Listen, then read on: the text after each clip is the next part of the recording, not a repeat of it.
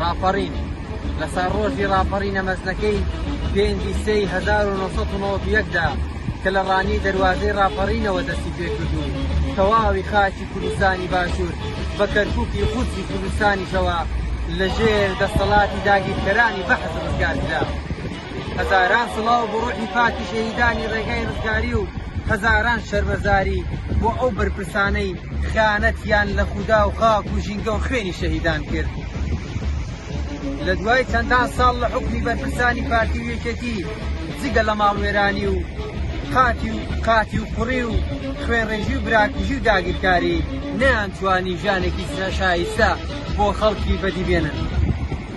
ئەوە لە کاتێکدایە سەرەڕای نەبوونی هەموو جۆرە خزمەتگوزاریەک شارەکان و شەقامەکان وا خەریکن لە زوڵ و خاشاکدا بزر دەبن و بەرپرسان بەردەوام لەو ڕۆژەدا پەیامی درۆینە و بەڵێنی درۆینە بە خەڵکی کوردستان دەدەن.